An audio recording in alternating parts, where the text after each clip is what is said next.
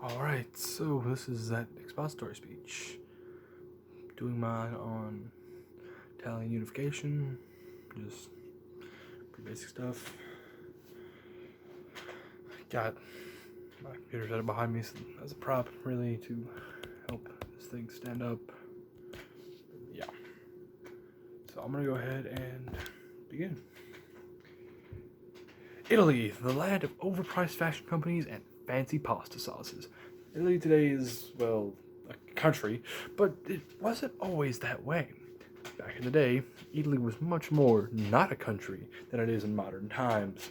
So let's delve into the history of the land of let's delve into how the land of Mamma Mia's came to be.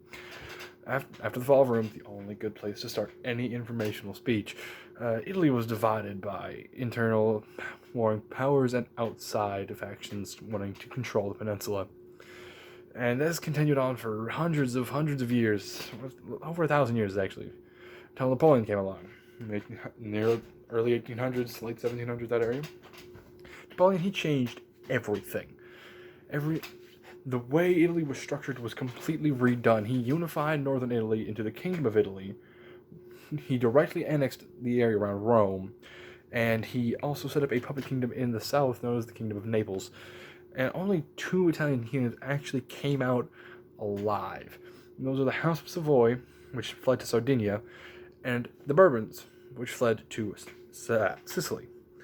So, once Napoleon's gone, he's been beaten up by the Austrians, Prussians, Russians, and British. All of them, they beat him. They decide, we're going to redraw everything. So they redraw the borders of Italy to better fit their needs. And Austria ended up taking the areas of Lombardy and Veneto in the northeastern section of the country, while taking most of the central region under their own influence. The area of Piedmont in the northwest went to the House of Savoy, who also still controlled Sardinia, and the southern half of the peninsula went to the Bourbons, who renamed their nation to the Two Sicilies. So, by the time, as soon as Austria handled things, there's a bit of a looming crisis going on, because once Napoleon fell, it's kind of when the era of nationalism began in most of Europe. It's a looming crisis, basically. The Carbonari Revolt in 1820 to 1821 pretty much saw almost the overthrow of the Bourbons, and, well, they barely made it out alive without Austrian support, which brought the Bourbons under Austrian influence, which the only real one to stay independent during all of this was Sardinia Piedmont. Which was the House of Savoy. They were the only ones to really stay independent. 1831, some more revolts come up, this time pushing for constitutionalism within all of Italy. Possibly unification, but the main goal of the rebels was constitutionalism, which wasn't quite achieved yet. 1846, another revolt breaks out, and the Kingdom of Sardinia Piedmont, under the House of Savoy, finally creates the first constitution on the peninsula of Italy.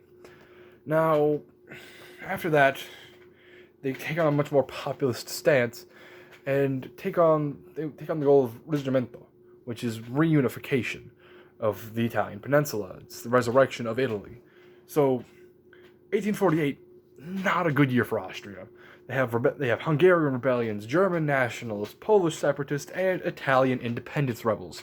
And so Sardinia Piedmont, seeing this, the House of Savoy decides, we're going to support these rebels because we want that land. We want to reunify Italy. And they lose badly. Austria defeats them very quickly within a few months. And so, next year, 1849, rebels are still storming all over the peninsula, and the Pope is overthrown in Rome. France decides that's not right, and moves in to help support the Pope, takes control of the area. That becomes important soon. So, at the same time, Sardinia Piedmont decides, round 2, loses again. This time their king is overthrown by a popular rebellion afterwards, and Victor Emmanuel II takes the throne in 1849. Now, Victor Emmanuel II, he's a bit more cautious about this. He doesn't want to go to war with Austria just yet, because he's already been beaten twice.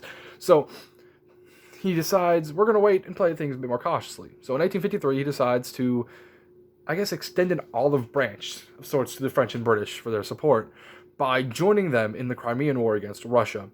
Now, Britain doesn't exactly care, but France. France takes notice and decides, yeah, we'll help you.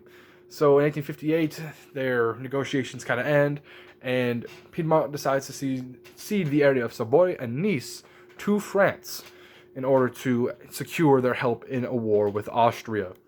Now, this is when the plan kicks into action. 1858, a revolt is staged in the Duchy of Modena by the House of Savoy, which they also quickly intervene on because they already knew what was happening. They get the jump on Austria with this, and so they intervene on behalf of the Duke of Modena. The Austrians don't like this and decide to intervene themselves and kick the Piedmontese out. That does not sit well with France, who is supporting the Sardinia-Piedmont. So France joins war against Austria with Sardinia-Piedmont, and basically all of Italy decides to side with the House of Savoy as to kick out the Austrians. No one liked the Austrians in this case. So France decides, no, we're done with the war. Just like 6 months in, they're done with the war. They beat the Austrians. The Austrians cede the area of Lombardy. So House of Savoy isn't exactly happy, but they have what they have, and so they decide, we'll go ahead and rest of what we got. They annexed all of central Italy, the area of Tuscany, Emilia, Romagna, all of that area. And Romagna was actually under the control of the Pope at the time, but that didn't change things. And France was still adamant about keeping the Pope sovereign. And so what happens next is a man named Giovanni Garibaldi decides to take 1,000 volunteers and invade the island of Sicily, currently under Bourbon domination. As the Austrians have recently been defeated by the Piedmontese and kicked out of Italy, they don't intervene. Garibaldi is able to quickly and easily cause the Bourbons to surrender their territory in the south and basically annexes the kingdom. He holds a referendum in the area to see what they want, if they want to join the Kingdom of Sardinia-Piedmont or stay independent and form a kind of Italian republic. They choose to go with the Kingdom of Sardinia-Piedmont, and now the House of Savoy controlled the north of Italy, the center of Italy, and the south of Italy, but was separated by the Pope in Rome. And so, 1860, Vittorio Emanuele just moves troops to the area, seizing most of the area except for the coast around Rome, leaving the Pope in a very, very small chunk of territory. And finally, on March 17th, 1861, Victor Emmanuel II crowns himself King of Italy.